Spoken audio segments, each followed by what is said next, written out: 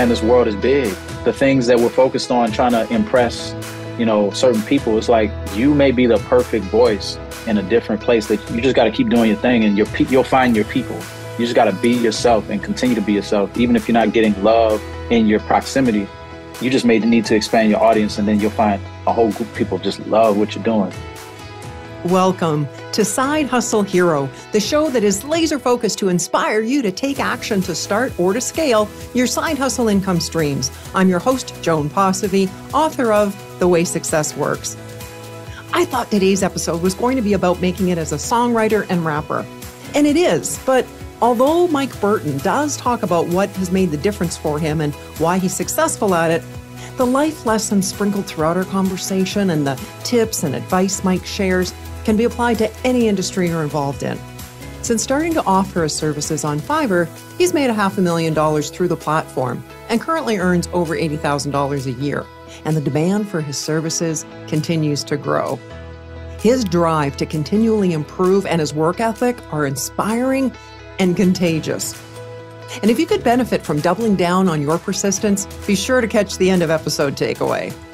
Now here is my conversation with the songwriter, producer, and rapper known as Keybeaux, Mike Burton. Well, welcome, Mike. Thank you. I'm so excited. Thank you. There is so much that I want to ask you about your music, your process, the business side of things, your journey with Fiverr. But let's start with a bit of context. When did you start writing and being a rapper? I would say the year, I always mark it as the year 2000, is because that's when I figured out how to make what was ever on my karaoke machine and plug it into the computer. Okay. And then I looked at my cousin, I said, oh, we can make a CD. So I would say my professional career began when I was 15 in the year 2000. Whoa. Yeah. That's pretty young, but something tells me that you were writing and rapping before that. Oh, yeah. Oh, yeah. Since I was probably 8, 7.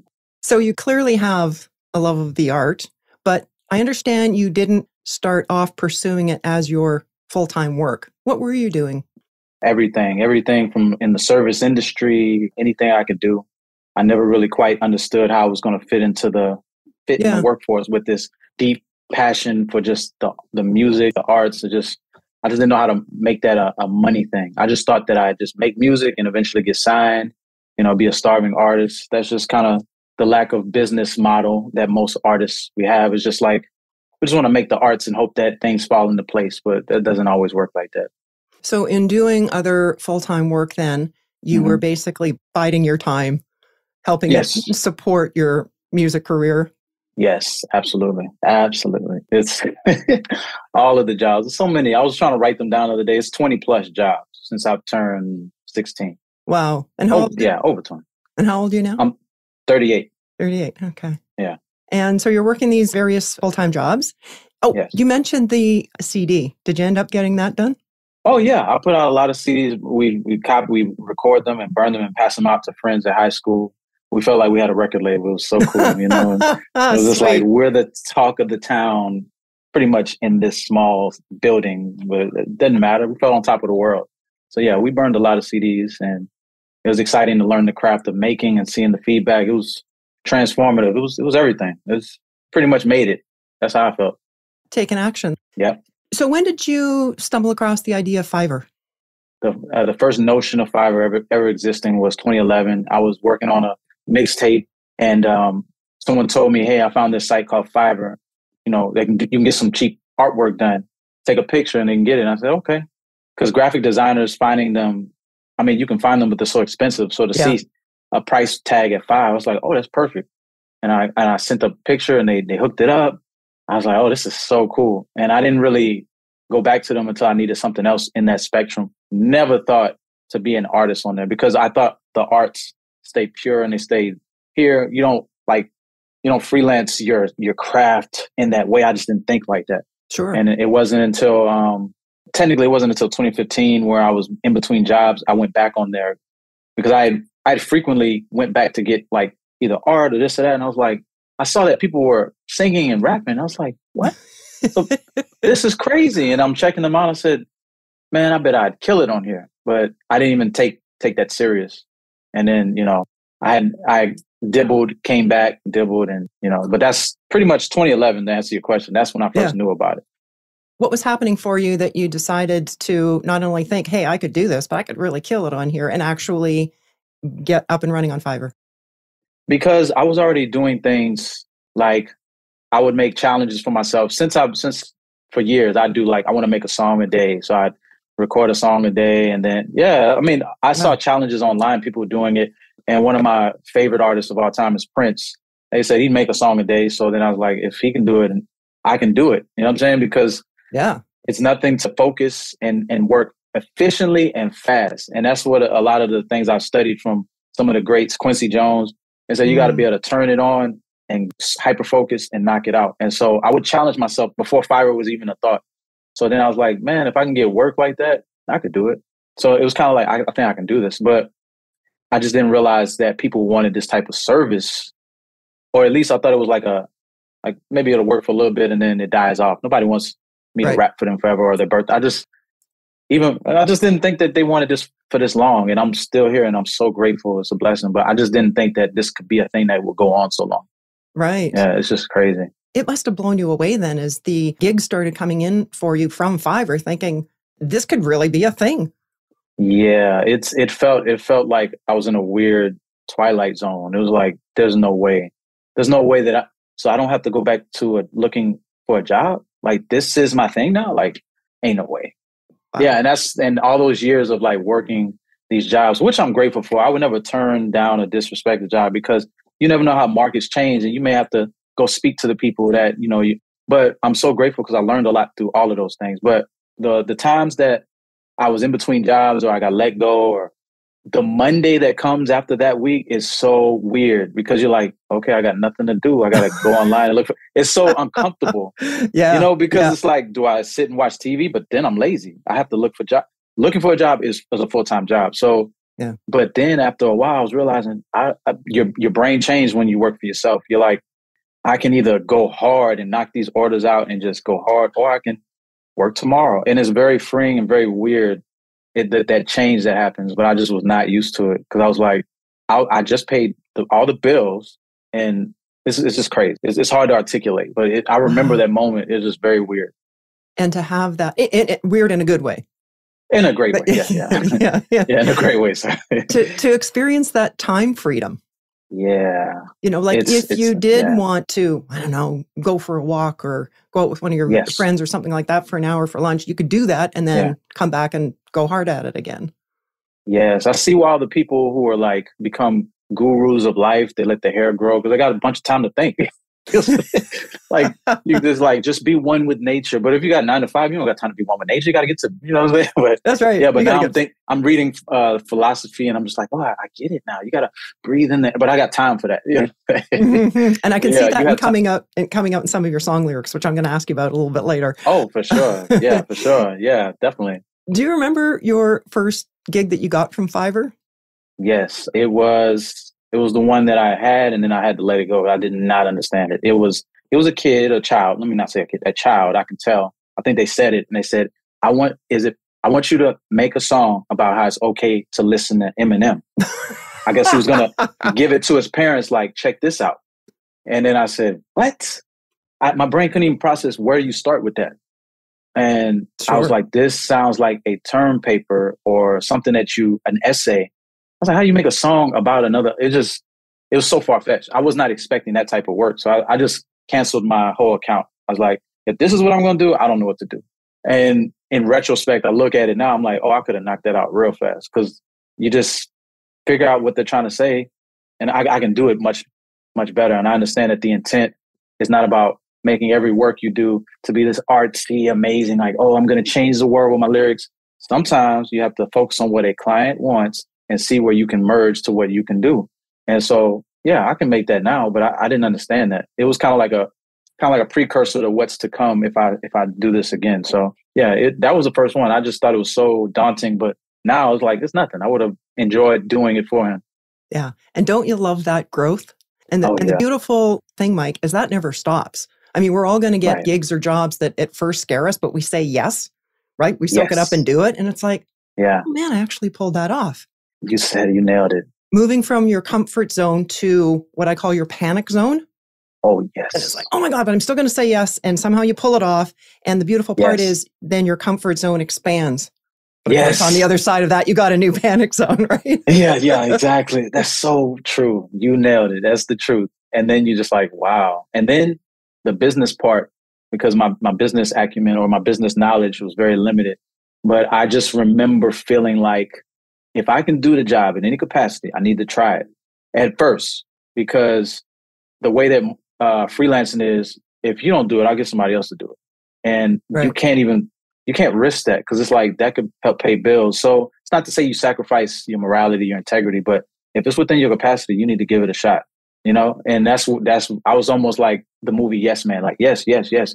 I was like, if I could do it, yes, yes, yes. And because I was just like, I'd rather do that than what I was doing in my job. You know what I'm saying? And I'm at home doing it. So if it takes me 3 days, I'd rather do that. So Yeah. that's so true. And you're right. Once you do it, you're like, oh, that was not an impossible feat. And so you grow. So you're right. Yeah. What stops us really most in life is ourselves. Right? Yes, absolutely. So how many number of years have you been on the platform now, Mike? It's 7. It's 7. Okay. 7 years. Yeah. So I was going to ask you who your typical client is, but maybe there isn't such a thing. It varies. Okay. It varies. I would say a lot of them are businesses and YouTube, things like that, to give them a little boost of, like, I guess how they'd say is be hip, be reaching a certain demographic, a younger demographic. Right. So I'm the middleman to find what you're trying to say and how to finesse it into who you're trying to reach. So I get a lot of those, and I'm so grateful. But it comes in waves. I used to get a lot of more birthday songs where they wanted it to be rap. Okay. And yeah, so it varies. It's really hard. It may be one thing for a while and then it switches, I understand you started offering rap services on Fiverr in 2016, that you've Yes. made $500,000 on the platform. You were able to buy Yes. your first home, pay for your wedding. Do you know how many number of lifetime gigs now that you've done through there? Over 6,000. I mean, the number's over 6,000. Wow. Yeah. Wow. Over 6,000 gigs. It's You crazy. must be shaking your head. Like when you look back on it and like 6,000 songs you've written or lyrics. Yeah. That's crazy, because that's just from Fiverr. It's like congruently, I've been writing my own stuff while I've been on Fiverr, but before Fiverr existed, I was writing. So who knows, 10,000, who knows how many songs I've written, but it's crazy to see it in a number that you can, quantitative information. It's just kind of crazy when you think about it. Yeah.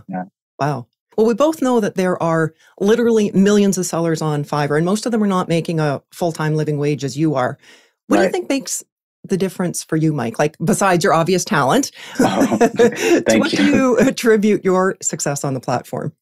Well, if I can be totally candid, I don't even think my talent is the factor. I think that's probably a plus. Okay. But I've done like reflective research on that, and I think it's taking advantage of every available tool. Kind of like this go hard or go home mentality. Like if they say, okay, having a video is going to get you more eyes, I say, let me do a video. Having more gigs is okay, let me do that. Being able to provide just taking on everything and not letting it go. Because I think it took me so many months before I got my first gig, and it took so many months before I started to be able to actually make money, but I just didn't let it go. And when things got slow, I said, all right, let me adjust my gig a little bit. I took it on like a full-time job. Just like a job, you go, you clock in, you check emails, the begrudging work that you don't want to do because it's for somebody else, but you take that on with your own stuff, and wherever you are now is going to be different months. You just put your nose to the, whatever they say, put your nose the grindstone. to the grindstone, all those parables and all that, and just go hard. And I think a lot of similarities are in like sports, because I played sports in high school, and it's just the same thing. Like I have to win because I don't want to go back to a job. I just have to win.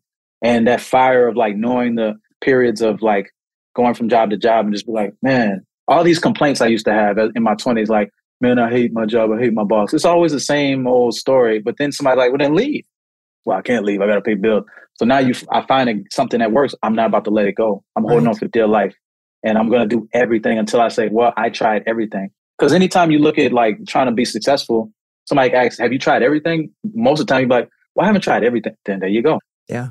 You got to try everything. And that's kind of where I am. I'll take on gigs that artists may be like, oh, I'm not doing that. So I'm going to do it. And it's within my range. I don't feel uncomfortable if somebody sees it. I'm going to do it. And that's what I feel. And I'm not going to let it go. And if things don't shake or change in 2 months, I'm not going to let it go. I'm here for the long run. So that's why I don't feel uncomfortable sharing information, because I'm like, what you do is different than me, even if we're in the same field, but nobody's going to ever outwork me. I will work and go hard. And that's why I don't fear sharing information. You'll never outwork me, ever. Plus, nobody can do it like you. You have a unique set of experiences and talents and skill set. Like everyone is unique, right? So the product that you could deliver can only come from you. Right. And my voice is unique in rap. So to some my voice sounds good, to some it's not what they're looking for. Right. And that's kind of what I'm saying. Like, you find out who you are and you just go at it 100%. And, everybody's got their things. Those are some fantastic lessons. I understand that you get a lot of bookings from Norway. Why Norway in particular?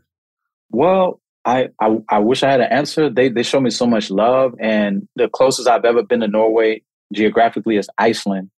And I was expecting a certain style of music, but in the airport, it was like rap, it was hip hop. And I was just expecting dance or electric, which I'm sure they play.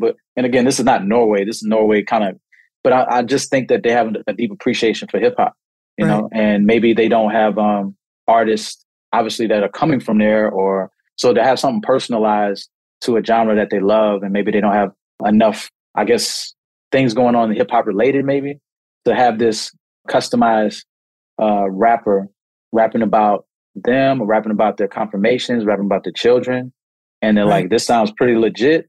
I mean, you can't beat that. Anything that makes us feel special and it's good, I mean, you can't beat that. We like customized things. Our phone cases, customized, you know what I'm saying? Our backgrounds on our phones, customized. Anything that we can feel like this is just us. This is for nobody else. You know, and that's where it's at. And if your fan base is continuing to grow in Norway, maybe you'll do a live show there one day. That's the goal. I'm gonna pull up and be like, Norway, how y'all feeling? For sure. Yeah, no, I'm gonna be excited. I mean, I love everybody who I've ever worked with geographically everywhere, and Norway just shown me a lot of love, and it just made me pay attention to, like, man, this world is big. So that's another good point. The things that we're focused on trying to impress, certain people, it's like, you may be the perfect voice in a different place, that you just got to keep doing your thing, and you'll find your people. Not to say that I'm only speaking to Norway, but you just got to be yourself and continue to be yourself. Even if you're not getting love in your proximity, you just may need to expand your audience, and then you'll find a whole group of people just love what you're doing. So, yeah, that is so true. That's very wise and something that we need to remember when we're searching to connect with those people, particularly if we don't know where or who they are yet. Exactly. Well, how much do you charge? Like, do you do it by the length of the song or the time it takes? How does that work? Yeah, I do it by the length. Okay. Right now, I have it set at 30 seconds for 65, and a full song, which is roughly 2 minutes, for 200. And I've incrementally raised my prices, and I kind of left it around there. Right. I do feel I need to compensate my work, and I feel like for what I offer is insanely low. And if I'm being honest, and as time goes on, I will increase. I'll have to increase it just to respect my time. But I try to put the people first. Maybe even if to my own detriment, because I really enjoy working with people. Like, I can't stress that enough. Like, I know that a lot of times we're apprehensive with working with people or spending our money, especially virtually. And you feel like, am I speaking to a robot? Is this a real person? But I really enjoy working with people so much that I want to, put them first. And that's probably because of the 20 years of working in the service industry. Okay. It's helped me to articulate when I message people, like, thank you so much. Because every order is helping me live my life. So it doesn't, no order is greater or less than. It's all greatly appreciated. And I just love that I'm able to do what I've been doing since a kid for other people. So, I mean, it's just hard, but I try to find a happy medium. And as time goes on, I have to increase it to respect my time and what I feel I'm worth, For sure. But it does sound that you feel very grateful when you're working with the clients. Oh, that's the best word. Yeah. Super grateful. Yeah. Well, unless it's a well-guarded secret, what is your process? Like, when you sit down, you've got this order, where do you start as far as actually creating it? No, it's not a secret at all. Okay. It can vary, but for the most part, I have a template where I ask questions. if it's a show or if it's just a beat you provide. Okay. Because I do have tracks that I've made that are just onto the side, that I can use at my disposal. Or if they want to provide the instrumental, because that's really the foundation of it. Like, what's the beat? Where are we going sonically? Okay. And once I have that, everything else is just, it's butter. Because if it's a song, it's kind of, because I'm like talking about two different like gigs. If it's for a show, then I try to find out the name of the show, and then I count the syllables in the name of the show, and that gives me the rhythm. Okay. So if I were to use Side Hustle Hero, that's probably where I want to end the line. Got it. I'm a side hustle hero.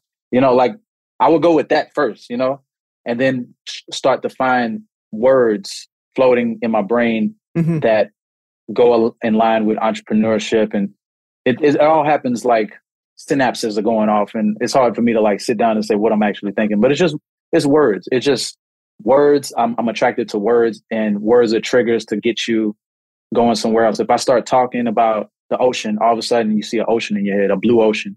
So words can literally take you everywhere you want the listener to go. And your voice is also have to be captivating enough. So it's so many layers to like sonically how to bring the person on this journey. Yeah. And sometimes I can do all of this and it doesn't land because I maybe not be the voice that connects with that person. They may want a raspy or deeper voice, and that makes them remind them of the music they like or somebody in their family. So there's so many subconscious things that go on that you can write a whole book about. But my process, I try to work as fast as possible and find out what is the point. What am I trying to say and who am I talking to? Because sometimes businesses want me to make the song all about their business, what they've accomplished, and they want customers to hear it or potential clients. And sometimes like they don't care you hit your mark this year. What are you selling them? You got to make it about them. Yeah. And I had to learn that as I went because like they don't want to hear what you've accomplished. And then I tell them like, what do you want them to know? Oh, that we offered it. And I said, then let's keep it simple and let me spruce up a simple thought. Right. And that's how you get them. Drill down on that one idea or the core message. Yeah, exactly. Do you ever come across situations where it's almost like writer's block, like it's just not coming? So that like you leave it temporarily and come back to it, or how do you deal with those moments if they happen? They do happen, but it's never. It happens every once in a while, but it's never anything outside of what I normally do. It's usually life. Oh, okay. Like I have a lot of things going on in my head that I'm balancing, and I'm exhausted. Like sometimes I work all day, and or I'm just thinking about going to get the tags changed on the car tomorrow, and all this, and I'm just like I just need to take a break. That's the only time writer's block really happens because I do feel like when I'm motivated to knock things out, that's when I work the best. And people may hear like, how long does it take you to write? It doesn't take me long. It really doesn't. It's a sit down and it's this fire that goes. I'm like, all right, what rhymes with what? What rhymes with what? And then I want to say this and I want to say that. I work the best when it's in a small amount of time. And that's corroborated by a book by Malcolm Gladwell called Blink. I found out about it because Quincy Jones talked about it. He said, Malcolm Gladwell was right. And I said, well, what is he talking about? So I looked up Malcolm Gladwell. He talked about the 10,000 hour rule. Then he talked about Blink, how a lot of our first thoughts, our strongest feelings happen in a small amount of frame. And then Quincy Jones said how they made Thriller. Well, a lot of it was just first emotions, like, go with that. Well, play that. What's that? And I was like, that's so real. There's power in the short. There's also detriment in that when we prejudge and have all these notions of things and we didn't even research, but there's power in the short things because it's emotive. And so that's kind of how I like to work, like go, go, go, go, go. I don't even like to correspond too much. When they order, I say, thank you so much. Is there anything I need to know? But I don't like to like say, so, I was thinking this line. I just like to go and release it and let you hear it. Because if I send the lyrics, you'd be like, these seem kind of simple. I said, no, hear it. Hear it. You have to hear it. I don't like sending lyrics. You got to hear it. Because the songs you love, you'll sing up one line over and over because that's the chorus. And you're not thinking, they could have made that line better. No, it's like, I felt that. Don't stop believing. I felt that. Yeah. A journey, but it's about the way things are said. It's not even about the words on the paper. It's about the way things are said. To me, it's the feeling of the song, the vibe. Yeah, it's the emotion that it draws out. Yeah. If someone were to ask you what it takes to make a living as a rap artist, what advice would you give them? You have to be versatile. When I started, I was thinking back to the year 2007. when I was rapping, but I was like tinkering with singing a little bit because I listened to Missy Elliott so much, and I grew up on R&B. Yeah. So this is auto-tune kind of came out. So I was kind of playing with it, and all my rap friends were like, what is this dude doing? This is crazy. And I was like, nah, you got, and I was learning guitar, and I was like, I'm feeling some other stuff. I'm listening to other stuff. And they said, man, that's kind of weak. And then lo and behold, 08, 09, Drake comes out and he's singing and rapping. And then I see all these dudes sing. I'm just like, y'all were just making fun of me. So you have to be open to listen to things outside of your genre. You have to. If you only listen to hip hop, you're only going to be constrained with the ideas that have already been created in hip hop. Listen to Mozart, listen to Stevie Wonder, listen to rock. If it tickles your fancy, and then you end up crossing ideas, and that's the power of art. You don't just section it off to one thing. I am hip hop through and through, and then I'm expecting something kind of boring because there's other things you can bring into the table. So versatility is number one, because you're gonna have to be able to do things outside of just hip hop. But if you just stick to that and you just want to do that, that's cool. But that's not the model that works for me. You know, because I've done a lot of songs where I'm kind of singing and rapping, and they rock with it, you know? So yeah. Well, when you mentioned Drake, I was another Canadian came to mind, Shania Twain. So when she started, she was pure country. Right. Great example. When you're performing, your artist name is Keybeaux? Keybeaux, yes. Where did that come from? My real name is Mike, obviously. I've gone through the gambit of having different names. One is Super Hype Mike. One was Dino Mike. I know it's pretty cheesy. My cousin and I thought it was cool when we were 15, but looking back, I'm like, yeah, I guess. But Keybeaux, but my brother told me after I was Super Hype Mike in the past years, I was like, I don't like it. It sounds like an 80s rapper name, man. My brother said the best nicknames come from ones you don't make up. It's like something somebody already calls you. I was like, I like that. And I was thinking the only nickname I have is Mikey Beau. My uncle calls me that my whole life. I asked him, what does that mean, Mikey Beau? He said, I don't know, but Beau is like love in French. And I was born in New Orleans. I said, I don't want to be called Mikey because that sounds like a child. So why not cut the my out and just be Keybeaux instead of Mikey Beau? I was like, I'm going to spell it French like it's New Orleans. And that's the name. That's how I came up with the name. Sweet. Yeah. Yeah. I wanted to ask you about a couple of your songs that you've got up on your YouTube channel and Spotify. Oh, yes. In your song, Too Much, yes, you wrote, until I turned the vision to the physical. Can you tell me about that song and those lyrics? Yeah, and thank you for listening. That means a lot that you check that out. That is, as people say, manifest. It pretty much is thinking back to when I was in the period from 2012 to 2016, just realizing I'm already 30 and I don't have the game plan. I didn't actually graduate just yet. It was in 2013. I just was like, I don't know how this is going to play out because I love music, but I feel like the people that were rapping with me they're kind of like moving on with life. And I was like, I don't want to let this go. But, like they're moving on in life in other professions. Correct. They're moving on in other professions. Yeah. So I was like, I'm the crazy person that still has this hope that it'll work, but I was like, I just see it. I see something out of the thing that I'm doing, and I just don't have the answer, but I see it.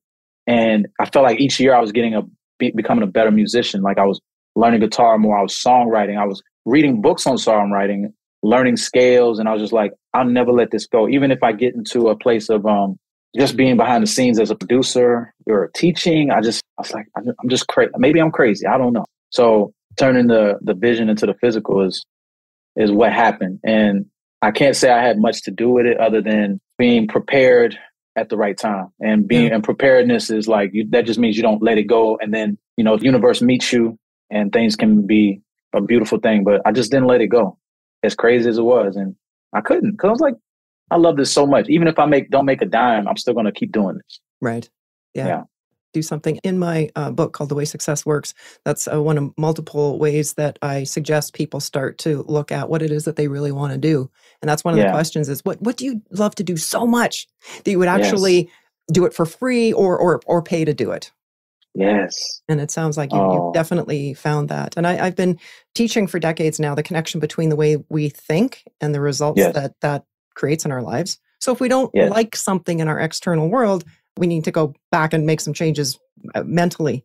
And when you were talking about holding on to that vision, I can say that if you are able to see yourself in your mind's eye already in possession of that thing that you're going for, to me, that's proof that you can do it. You may not know how, and often we don't if it's a big enough goal, but if you hang in there long enough, you'll start to see the next step and the next step.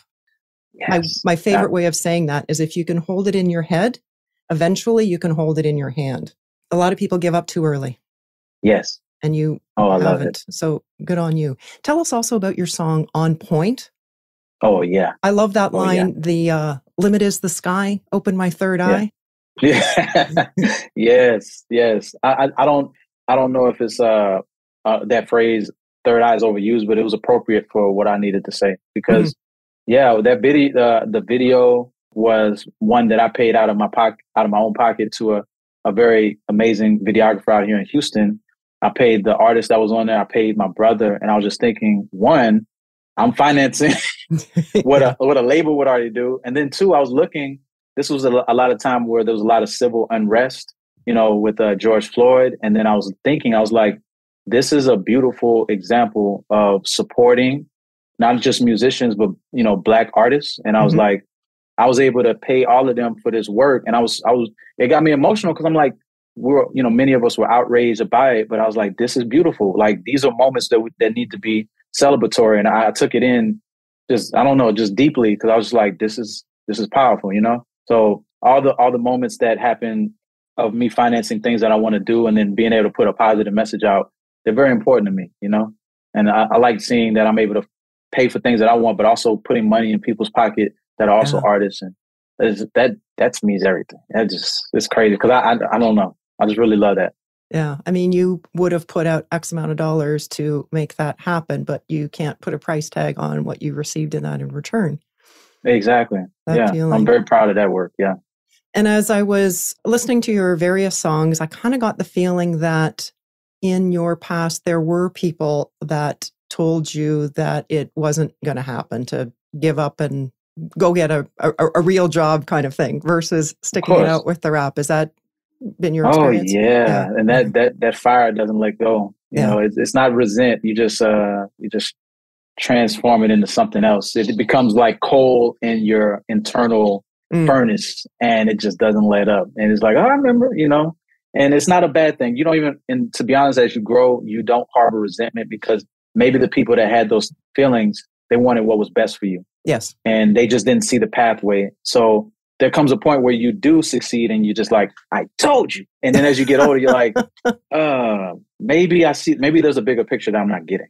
And so as time went on, I remember. And I have to be as compassionate when either my son or people under me are taking a path that I don't understand. I have to remember like, hey, they might be successful and you were the one that's saying that ain't gonna work. So I have to, so that's what you got to do. You got to always remember you're a player in this big universal chess piece. So don't forget the moves that were made onto you and you don't repeat them. So, that's wise.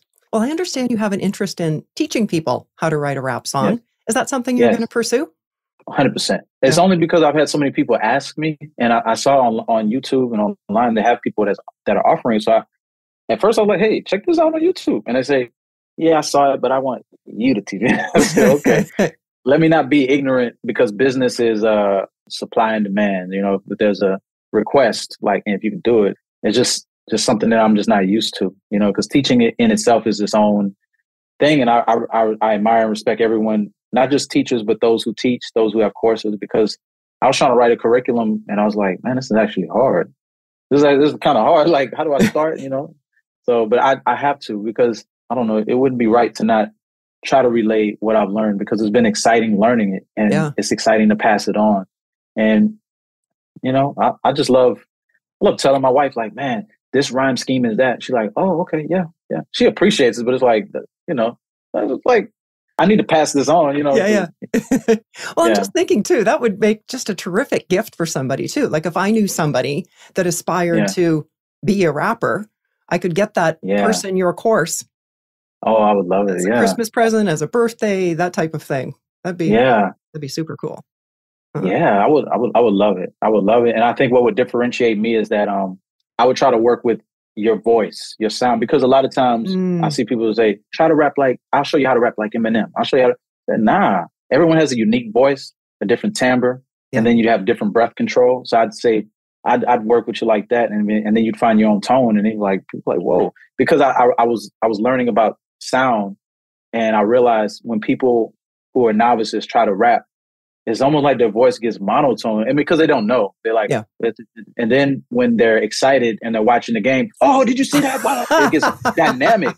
I say, where's these dynamics? You know, because that's where you want to pull from. It doesn't have to be that exciting, but there's dynamics in your actual, and that's what we gravitate when we hear a rapper or a singer mimic those dynamics, because it sounds like conversation. And I'm like, that's what I would want to pull from, like, learn how you actually speak, and then you write according to that, and you can be amazing. Yeah, I would be excited about that. I just had this flash of you teaching and standing there in front of a large audience, and you're like working with this person, trying to help them find their sound, because everybody else in the room learns from that as well. Particularly when they start rapping in front of you, in front of the class, and then through working with them, they experience, and everyone else sees that transformation you're helping them with. That's true. You know? You can see that. Yeah. And early on, when I started presenting seminars, one of the things that I did for marketing and to get word out was to reach out to local community centers that offer like evening programs and that sort of thing to basically host my seminars. And it was a real win-win, because starting out, I didn't have the money to put towards it. And what they would do is market the course, put it in their calendar. And then if there was enough people registered, we'd do the course, and then I'd get a cut. But if for whatever reason the registration wasn't there, I wasn't out any money. It just, the course didn't happen. So that might be possible. Plus, in your case, if you were to do that, you're going to have great learning experiences there as far as what works with an audience, or maybe what didn't work. Yeah, that's true. And then you'll be even better prepared to create your online version. Yeah. Just a thought. Thank you. No, thank you. No, that is a great thought. I have to make a note of that, because that would be perfect as like a crash course to understanding how that. Oh yeah, that's so interesting. Yeah. Is there anything that you wanted to talk about or add to? I would say a lot of the hardest parts of figuring out how, getting to this point where believing that what you feel in your gut is like true. Like, you may have a passion, but and no, like, many people can't understand it, or it's just really hard to like drown out a lot of noise and just stay on the course, because realistically, there's a high propensity that me meeting Fiverr at that point, anything could have deterred me off the road, and I would have never even stuck to it. Right. So if you have these voices in your head, I just feel it, but not just feeling. What are you doing weekly or daily to get ready for the opportunity comes? Because that's what it's about. Like, are you actually doing it? If you're like, I just feel like I'm gonna be a famous singer. Okay, are you practicing your scales? Nah, I just feel like when I get, okay. Yeah, you have to do all the work in the meantime, regardless of how you're gonna get there. Yeah, you got to take the action to get yourself there. Yeah. What's the best way for our listeners to connect with you, Mike?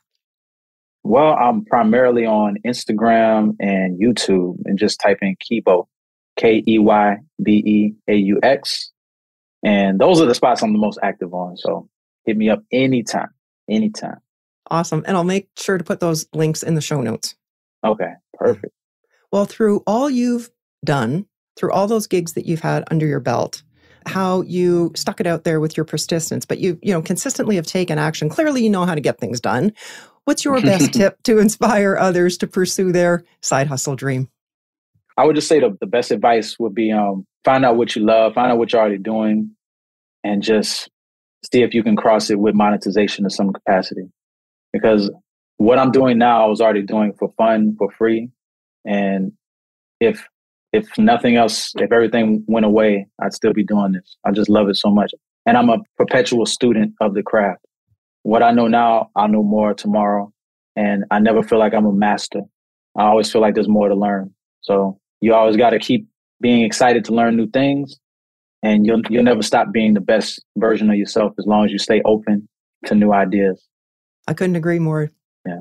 Thank you so much, Mike Keybeaux, for sharing your insights, your journey with Fiverr and your rap career, and of course, for being today's side hustle hero. Woo! My pleasure. Thank you. This was exciting. I am so inspired by Mike's determination and persistence and ability to pursue a dream. It's pretty clear there's nothing else that he wants to do for a career. And I believe him when he said that he's committed to do what it takes to continue to be working in the industry. But you'll recall that Mike said it was months before he got that first gig. Imagine if he had given up after a few weeks or a month or a couple of months thinking, this isn't going to work. In a recent episode, I interviewed Gina Scarpa, a very successful voiceover artist. She did 80 online auditions before she got her first gig. And when she started those auditions, she was already a very experienced radio broadcaster. Milt Campbell won a gold medal in the Olympics for decathlon. And he said, and I quote, "There were a lot of people who I competed against in high school who were better than me, but they quit." Don't quit. If you found a side hustle you love to do, figure out a way to make it work. Build a picture in your mind's eye of what you want it and your life to look like, and let that be your guiding light, your basis for decision making. As I said, if you can hold it in your head, eventually, you'll hold it in your hand. Well, that's a wrap for today. You'll find links to Mike's Instagram account, YouTube channel, and his Fiverr profile, as well as the show notes on our website, sidehustlehero.com. And I'd love to hear your feedback on the show, on the guests, how this podcast is helping you. What areas could we do better? Shoot me an email message to hello@joanposivy.com or DM on Instagram @joanposivy. Thanks for listening, and hustle on.